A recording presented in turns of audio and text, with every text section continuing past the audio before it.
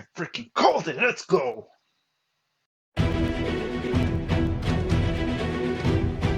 Slice through the enemy with your unforgiving wings. Run!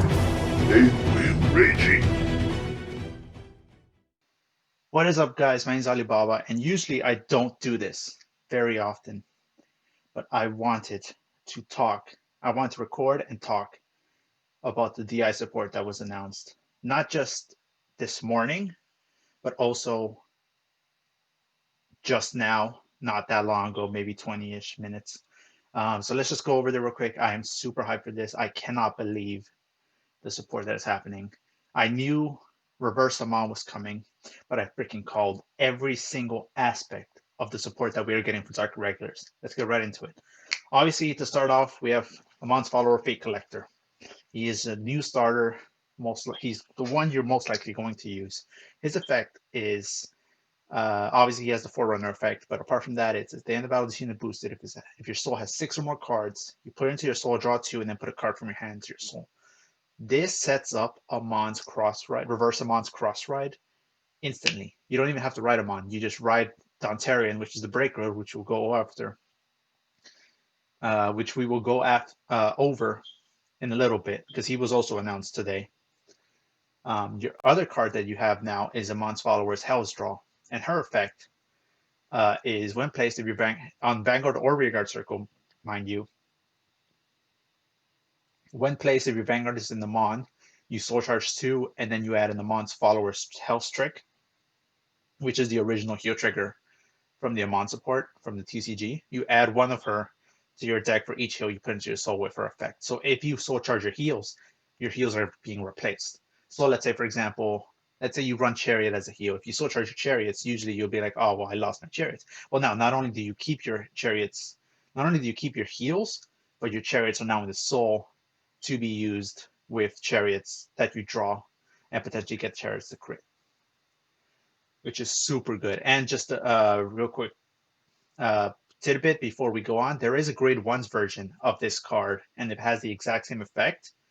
Then that's just GG right there. You're always going to have your heals, don't need to worry about soul charging your heals. And obviously, the main monster of Dark Irregulars for set 13 is Demon Marquis Amon Reverse. His ability is that once per turn, limit break 4 once per turn. You lock a rear guard. You get plus 1,000 power for each card in your soul until the end of the turn. And if you have 6 or more cards, it gets plus 1 crit. 6 soul is so dumb easy to get with Dark Irregulars. That's like almost a guaranteed crit. 10 soul is still pretty easy. It's a little bit more challenging, but you shouldn't struggle to get there. His second ability is if your soul has 10 or more cards, you counter blast 2 to retire one of your opponent's rear guards. That is any rear guard, not back row, not prioritizing back row. You can either snipe their intercepts for late final turn push, or you can snipe a pesky unit that maybe you want them not to have. And keep in mind, this is not a limit break skill. You can do this whenever. So even if you don't have limit break, but you were still able to reach the 10 soul, you can still do this if you want to. And obviously, he has the cross ride effect. But the reason I started recording here is because 10 minutes ago, we got the reveal of the break ride, King of Masks Dantarian. Now, there's not something too crazy about him. He's just a pretty normal, but we'll go over why I kind of freaked out. King of Masks Dantarian's effect is limit break 4. When rolled upon, your Vanguard gets plus 10,000 power and the following ability until the end of the turn. In addition, you soul charge 3.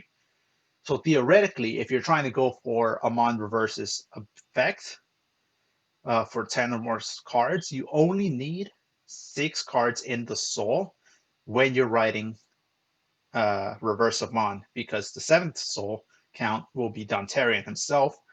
And then the last 3 soul charges that you will need will come from Dontarian's break ride.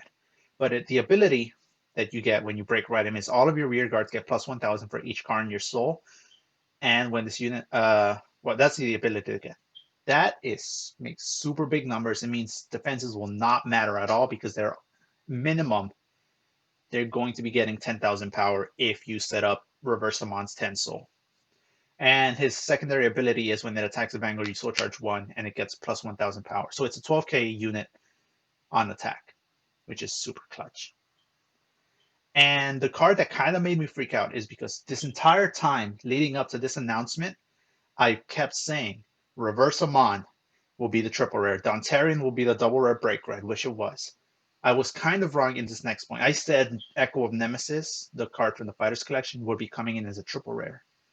But it did not. Instead, it came in as a double rare.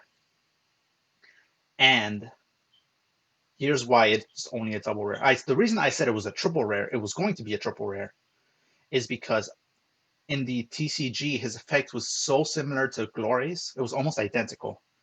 Actually, I'm pretty sure it was identical. It might have not been, but it was essentially identical. That I said before he was announced that Echo of Nemesis would come out alongside Reverse Amon, and he would be a triple rare that gained not only Glory's Sentinel effect, but also got the crit that Glory got.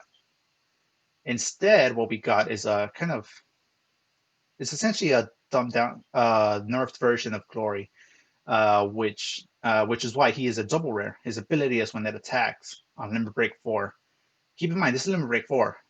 Glory's was Limit Break 5 unless it was on Cross Ride. Limit Break 4, when this unit attacks, if you have 10 or more cards in your soul, which you will have if you're playing DI, until the end of the battle, it gets plus 10,000 power. As opposed to Glory's plus 5,000, this gets plus 10,000. And your opponent must randomly discard a grade 3 from your hand to activate a Sentinel. If they could not, it does not activate. What does this mean? It means, one, it costs no counterblast. It is, so it's, as long as you have 10 soul, it is a free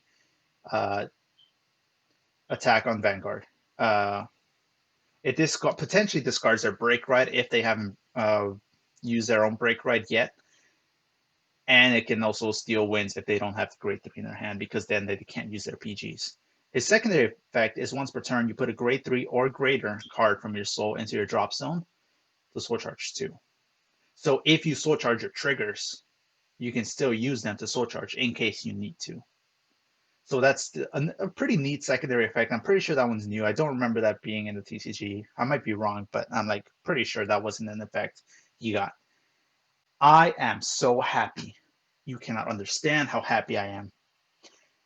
I cannot wait for set 13. I'm going to save so many. I'm going to save like no one's business for set 13. I'm going to focus primarily on set 12 in terms of crafting, but set 13 is going to be my baby. Now the question now becomes, is DI only going to get one triple rare? If it is, it's going to be Reverse Amon, and I guess we'll live with that.